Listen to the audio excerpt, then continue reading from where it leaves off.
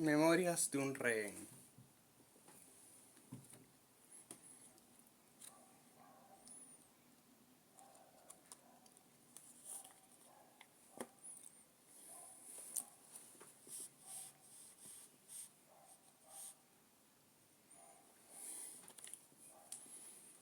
Roberto Fernández Franzen.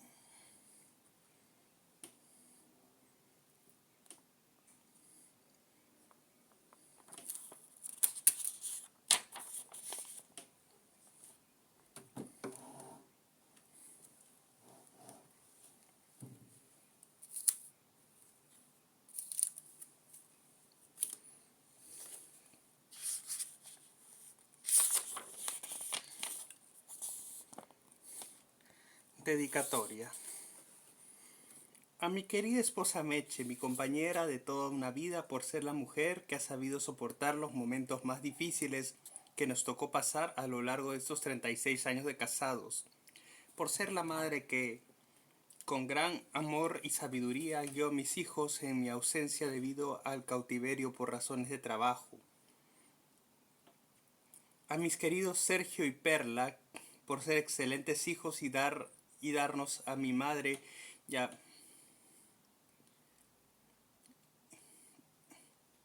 por ser excelentes hijos y darnos a su madre y a mí grandes satisfacciones.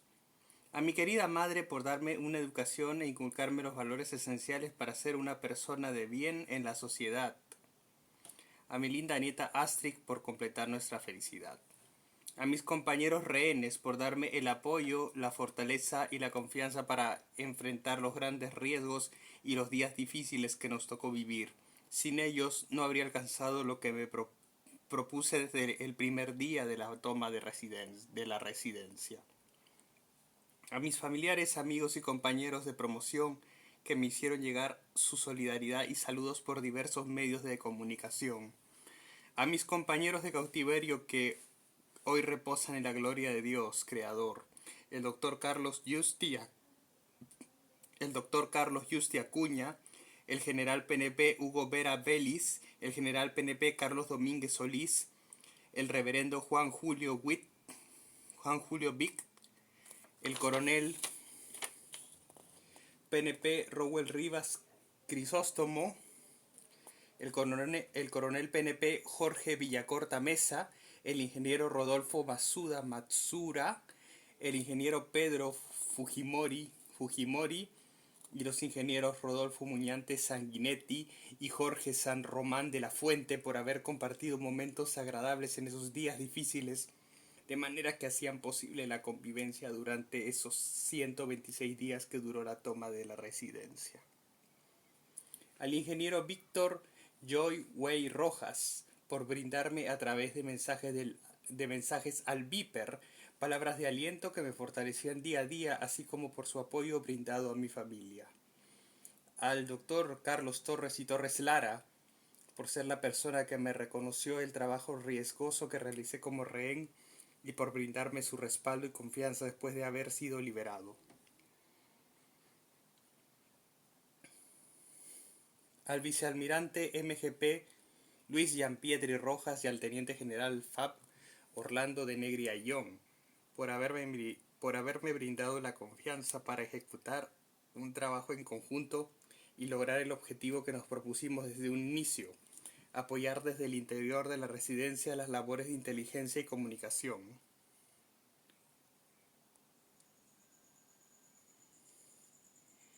A los comandos Chavín de Huántar por presentarse voluntariamente a rescatarnos y darnos la libertad. Ellos nos demostraron, a costa de sus propias vidas, su valentía y coraje con el fin de devolvernos la libertad y el amor de nuestros seres queridos. Al pueblo peruano que día a día se solidarizó con los rehenes a través de sus rezos, marchas, plantones y misas realizadas en el frontis de la residencia y en diversos lugares de nuestro territorio nacional, todo con el objetivo de sensibilizar a los terroristas para nuestra liberación. Por último, quiero dedicar este libro a mi compañero de promoción, el coronel EP Juan Valer Sandoval, y al capitán EP Raúl Jiménez Chávez, por demostrar profesionalismo, responsabilidad y valentía y ofrecer sus vidas para entregarnos la libertad.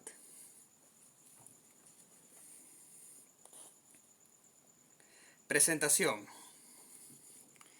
Marco Miyashiro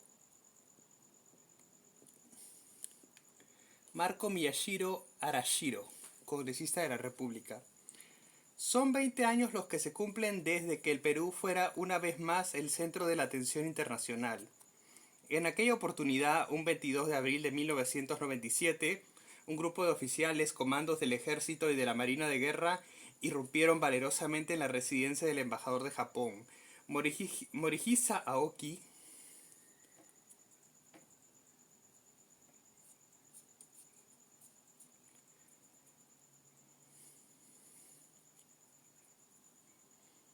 En aquella oportunidad, un 22 de abril de 1997, un grupo de oficiales, comandos del ejército y de la marina de guerra irrumpieron valerosamente en la residencia del embajador del Japón, Morihisa Aoki, para liberar a 72 rehenes que llevaban 126 días cautivos. Tal operativo militar cosechó un gran éxito y prestigio para nuestras Fuerzas Armadas y la policía. Durante la crisis de los rehenes en la residencia y la incursión militar, el coronel E.P. Roberto Fernández Frantzen fue uno de esos rehenes que, de entre todos ellos, tuvo un rol clave y muy protagónico. En la inteligencia operativa policial, una de las virtudes más importantes que hay que cultivar es la imaginación creadora, es decir, la capacidad de idear soluciones para afrontar circunstancias nuevas e imprevistas para asegurar el cumplimiento de alguna tarea o misión. En el caso de Roberto Fernández, su imaginación creadora le permitió superar diversas situaciones que finalmente fueron fundamentales para que se ejecute con éxito la histórica Operación Militar de Rescate Chavín de Huántar.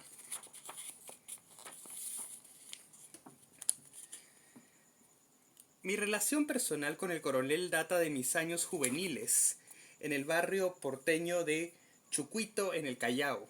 Al día siguiente de la toma de la residencia, en medio del tumulto por la cantidad de rehenes, la incertidumbre por lo que nos podía pasar, la preocupación por el destino de nuestras familias y la amenazante presencia de nuestros secuestradores, Roberto Fernández se me acercó con cierta nostalgia para preguntarme si yo era de Chucuito.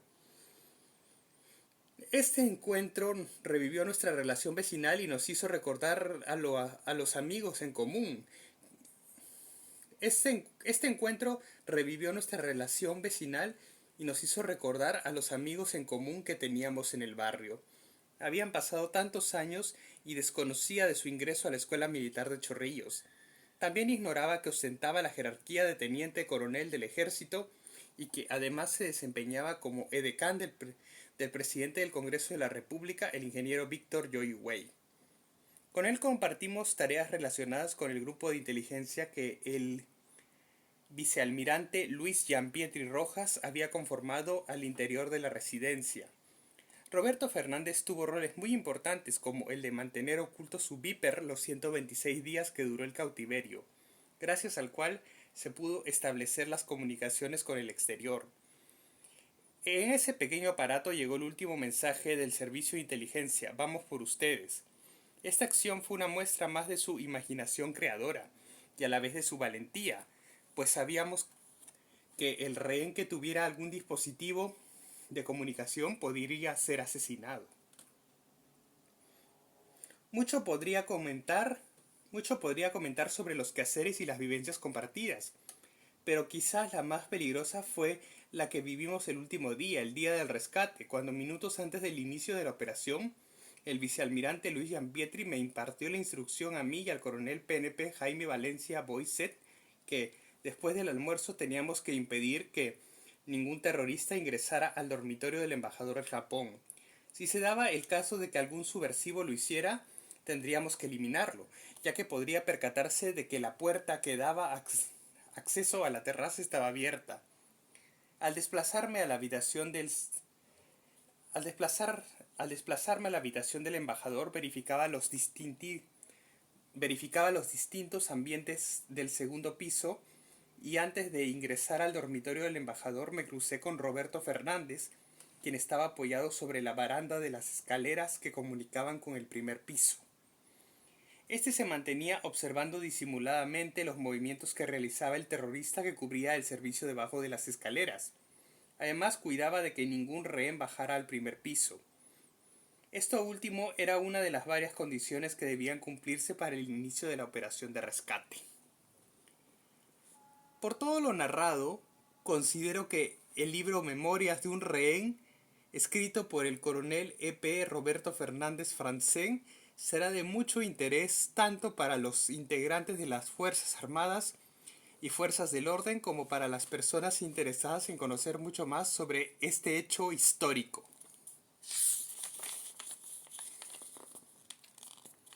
Prólogo.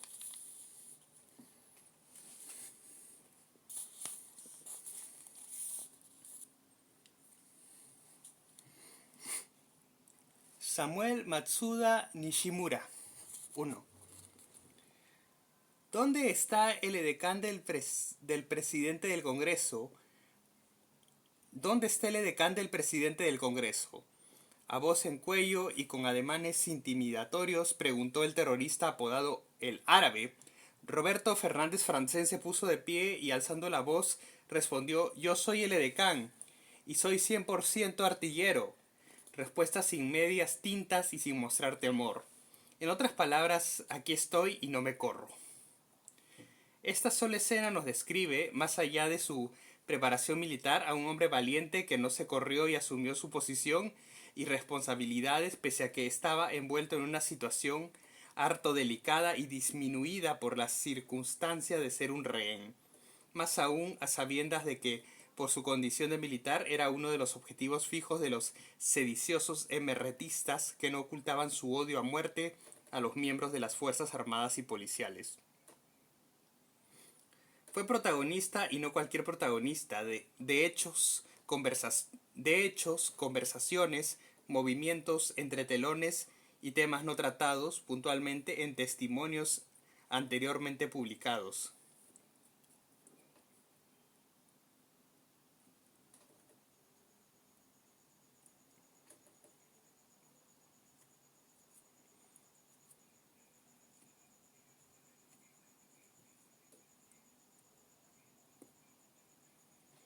En particular, destaco la descripción al detalle de la trama secretísima para establecer e intercambiar informaciones con el exterior. Léase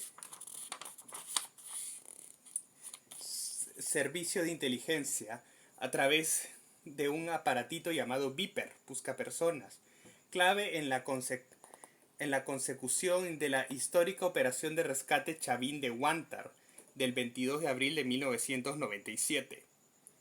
Emocionado dice que el Viper ha marcado en su vida los recuerdos más difíciles y traumáticos y de satisfacción durante esos largos 126 días.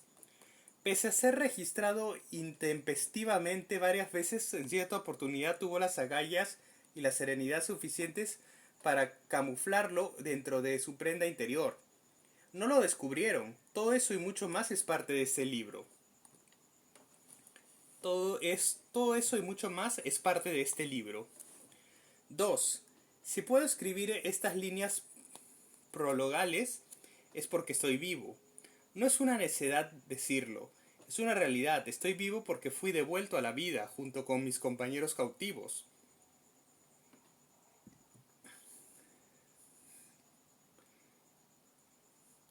Es una realidad. Estoy vivo porque fui devuelto a la vida junto con mis compañeros cautivos, gracias en gran medida a la voluntaria acción de Roberto Fernández y su bendito Viper que escondió, protegió y empleó a costa de su propia seguridad y vida en medio del peligro terrorista afianzado de fusiles AKM, granadas, pistolas, cuchillos y hasta un lanzagranadas dispuesto a reventar el inmueble diplomático. En este libro Roberto Fernández nos trae del testimonio de sus vivencias. No ha sido fácil para él, como no es fácil para nadie que haya padecido presiones psicológicas infames y experiencias traumáticas, revivir angustias, incertidumbres, sentimientos encontrados, depresiones y tantos golpes al espíritu para volcarlos en palabras escritas. Muy duro y terrible es el haber sido víctima de uno de los más perversos delitos y crímenes de lesa humanidad, el secuestro basado en la extorsión que no solo hace parecer a la víctima, sino a todas. El secuestro basado en la extorsión que no solo hace padecer a la víctima, sino a toda su familia por la incertidumbre fatal que desata. Memorias de un rehén es un libro de lectura imprescindible para que las actuales y futuras generaciones peruanas que no vivieron ni fueron tan terriblemente impactadas por el terrorismo disfrazado de pensamiento político sepan que esto sucedió en el Perú, y para que tengan conciencia clara de no permitir que esto jamás vuelva a ocurrir, que nunca más ningún grupo terrorista en nombre de su ideología extremista y fundamentalista crea que está por encima del bien y del mal. Honor y perenne agradecimiento a los heroicos comandos de la Operación Chavín de Huántar y al puñado de osados y valientes rehenes muy profesionales del cual formó parte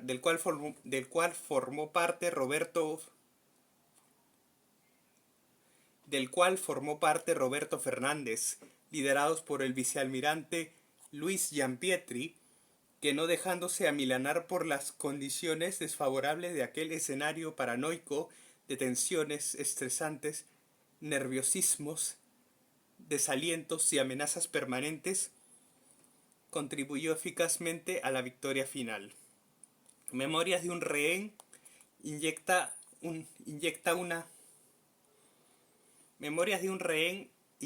una vitamina indispensable para reactivar la memoria de la gente desmemoriada de nuestro país. Por favor, tomemos esta vitamina para no olvidar este hecho que causó tanto dolor.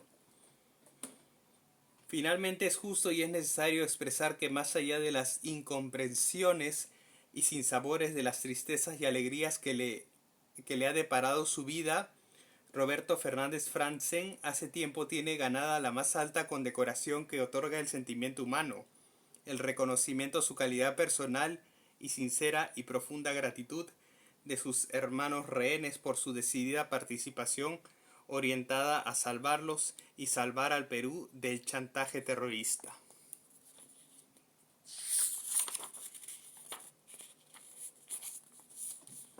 Otra introducción más.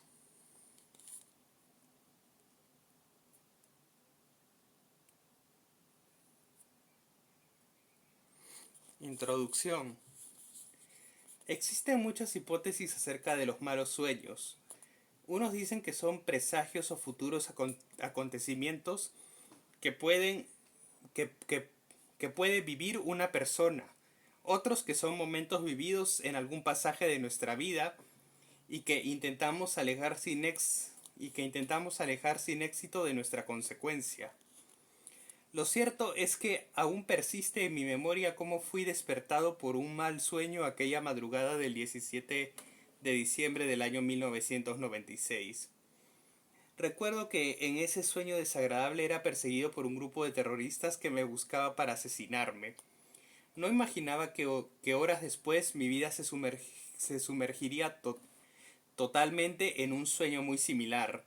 Nunca se me pasó por la mente que viviría momentos muy dramáticos e intensos durante la recepción en la residencia del embajador del Japón.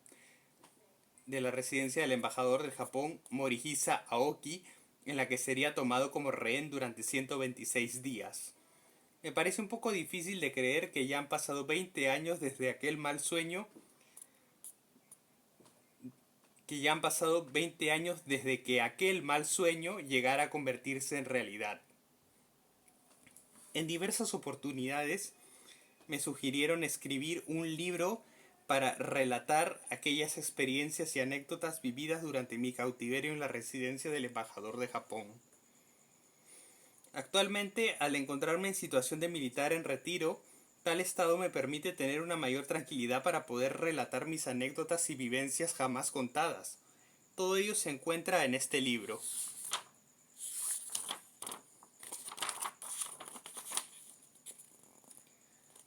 En este libro titulado Memorias de un rehén, en el que narro con algo de aflicción lo vivido y presenciado a lo largo de los más de 4 meses que duró la toma de rehenes. En esta publicación también incluyo algunos detalles sobre el contexto de los hechos y citas que se complementan directamente con mi relato personal. A continuación desarrollo una breve descripción de cada apartado donde explicaré en forma resumida de qué trata cada uno de ellos. En el primer apartado, el terrorismo en el Perú, menciono una breve referencia sobre el terrorismo en el Perú, llevado a cabo desde los años 80.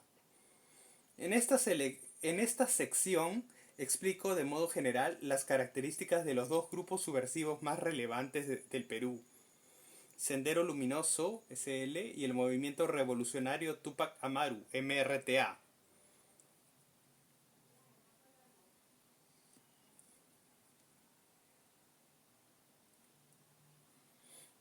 En el segundo apartado, la incursión del Movimiento Revolucionario Túpac Amaru, MRTA, narro los primeros momentos de la toma de rehenes.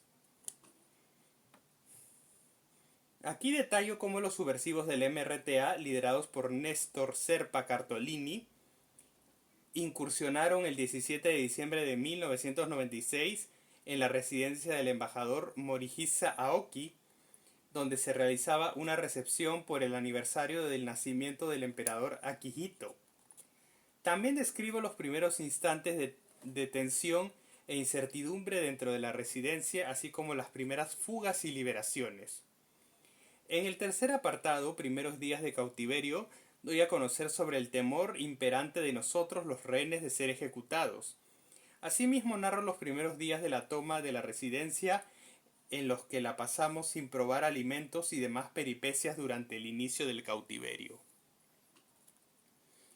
En el cuarto apartado, reubicación de habitaciones, relato las primeras reacciones de los terroristas para mejorar el control sobre los rehenes.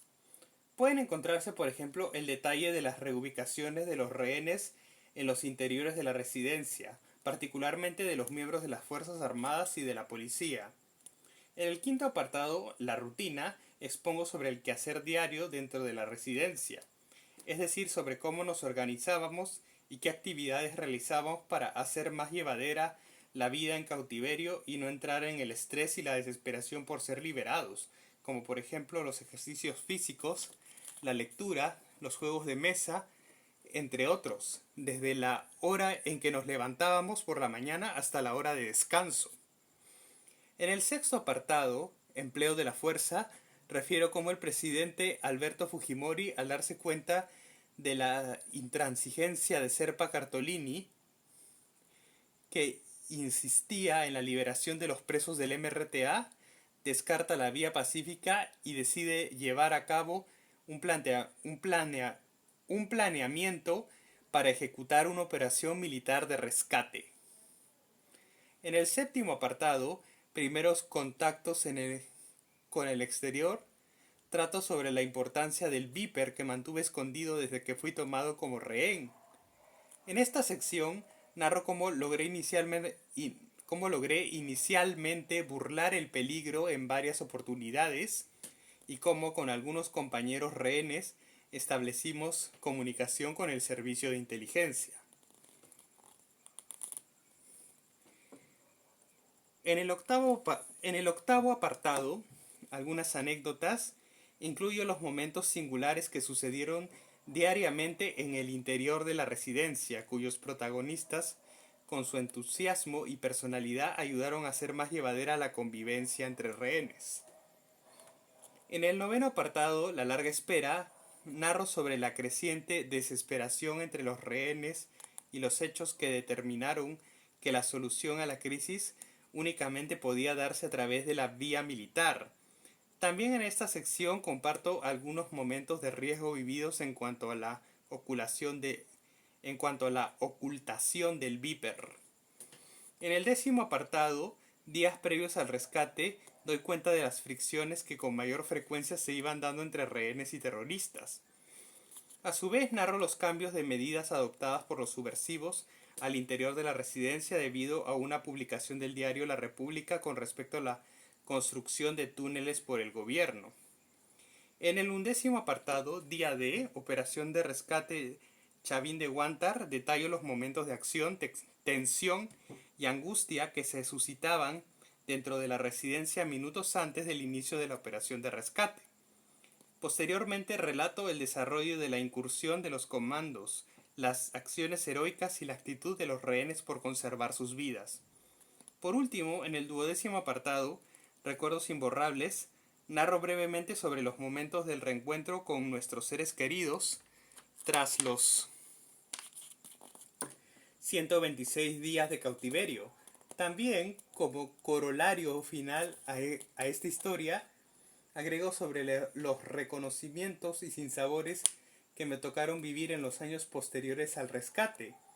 Quiero agregar que con este libro pretendo aportar más luces a los sucesos en la toma de rehenes.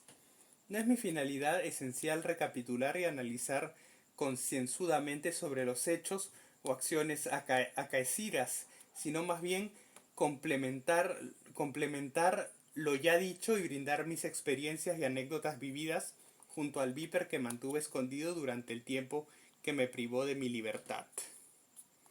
Índice: el terrorismo en el Perú, la incursión del movimiento revolucionario Tupac Amaru, MRTA, primeros días de cautiverio, reubicación de habitaciones, la rutina, empleo de la fuerza, primeros contactos con el exterior, algunas anécdotas, la larga espera, días previos al rescate, día D, operación de rescate Chavín de Huántar, recuerdos imborrables.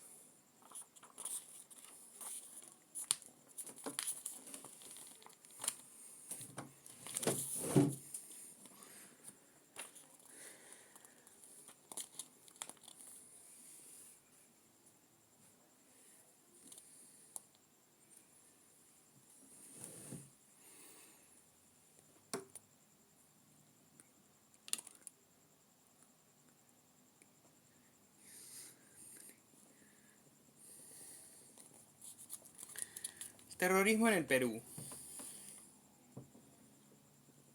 Sendero Luminoso SL y el movimiento revolucionario Tupac Amaru MRTA marcaron entre 1980 y el 2000 los años más dolorosos de nuestra historia republicana, los mismos que nunca serán olvidados por el pueblo peruano.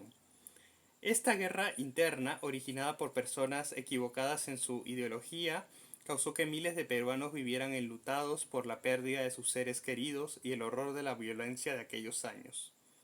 El terror en el Perú tenía como principales ejecutores a estos grupos subversivos y el modus operandi que empleaba cada uno se desarrolló de distinta manera.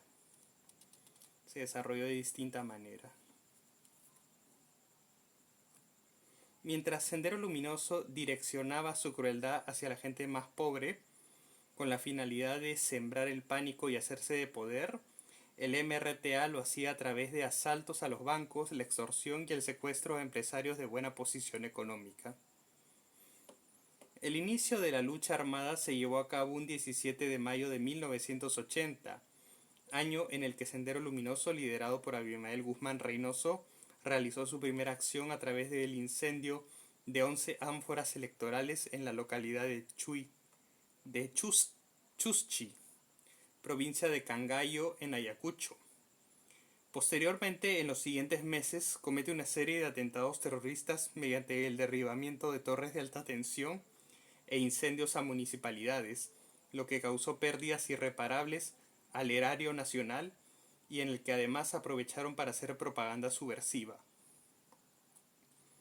En los siguientes años, la violencia y las muertes originadas por Sendero Luminoso se empezaron a expandir, decretándose el 29 de diciembre de 1982 la intervención de las Fuerzas Armadas en los departamentos de Ayacucho, Huancavelica y Apurímac. Ese mismo año de 1982 aparecería en escena un nuevo grupo subversivo llamado Movimiento Revolucionario Tupac Amaru, MRTA, con su cabecilla principal Víctor Polay Campos. Desde sus inicios, este grupo enfoca su fuerza basándose en el enfrentamiento. Este grupo enfoca su fuerza basándose en el entrenamiento de manejo de armas y explosivos y el empleo de tácticas guerrilleras financiado a través de la extorsión y el asalto. En el año 1985, cuando Alan García asume la presidencia, existían 32 provincias declaradas en estado de emergencia.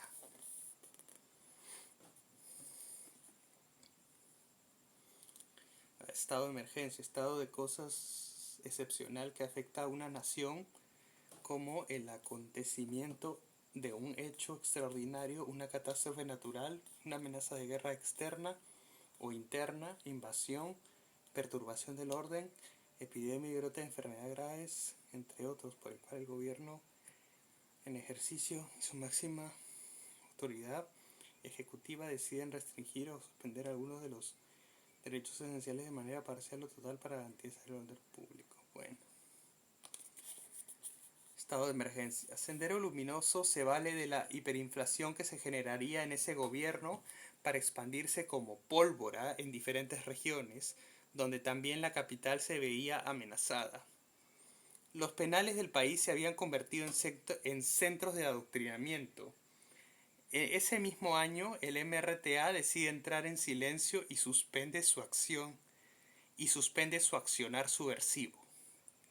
El 18 de junio de 1982 se origina el amotinamiento de presos por terrorismo en algunos penales de la capital, todos ellos de Sendero Luminoso, cuyo resultado termina con la intervención del Estado que originó un gran número de terroristas muertos.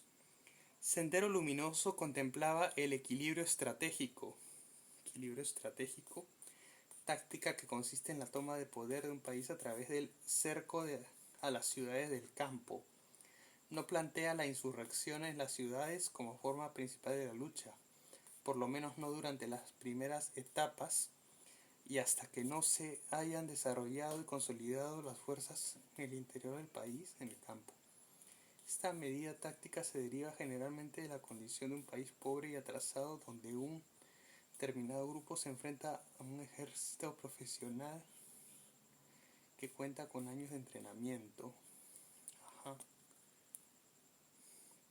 El equilibrio estratégico, basándose en el acaparamiento del eje andino que abarcaba ciudades, pueblos, comunidades y valles ubicados en la vertiente occidental y oriental de los Andes.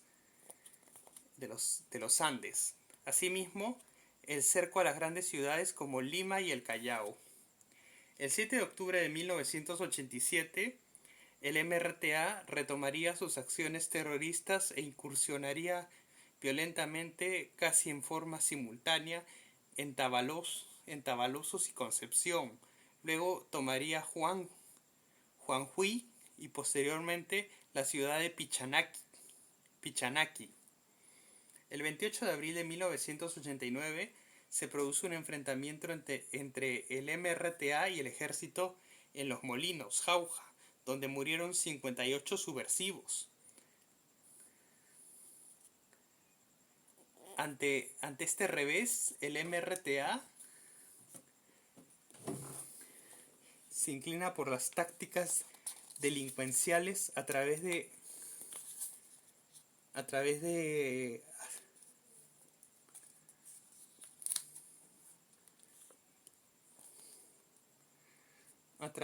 asaltos a entidades financieras y secuestros como el acaecido a Héctor Delgado Parker, presidente del directorio de Panamericana Televisión.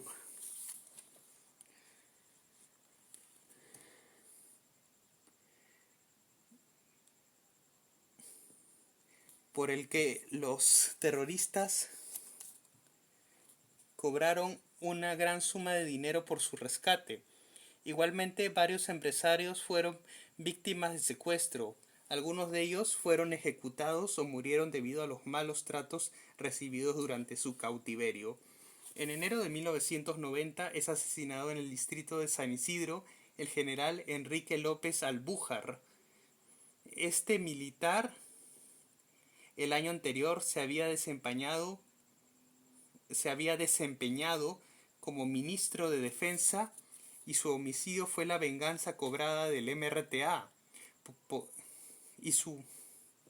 Este militar el año anterior se había desempeñado como ministro de Defensa y su homicidio fue la venganza cobrada del MRTA por la muerte de sus 58 subversivos en Los Molinos. En la década de los 90, Sendero Luminoso actuaba ya en Lima, cometiendo varios atentados en toda la capital. Se hicieron costumbre los apagones causados por los derribamientos de torres de alta tensión. También los coches bomba a embajadas y comisarías y el aniquilamiento de autoridades y miembros de las Fuerzas Armadas. 16 de julio de 1992, hora 9:15 pm. Atentado terrorista causado por la explosión de un coche bomba en la calle Tarata, en el distrito de Miraflores, donde fallecieron 25 personas. Coche bomba, vehículo automotor al que se le ha colocado explosivos.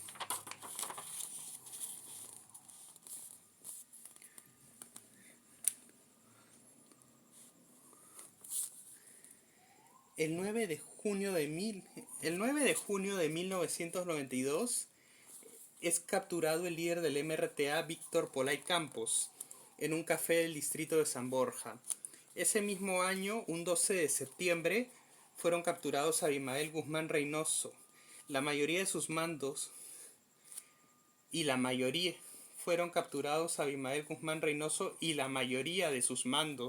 razón por la cual Sendero Luminoso se quedó sin tener presencia en Lima.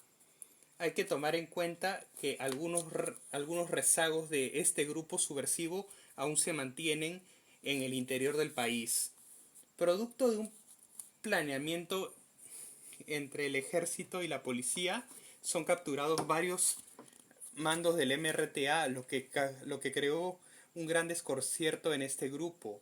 Ante esta situación, los MRTistas buscan liberar a sus presos de los diferentes penales del país y para ello planean tomar el Congreso de la República con el objetivo de capturar como rehenes a congresistas y canjearlos por sus presos. En 1995, la policía realiza un allanamiento a una vivienda en La Molina.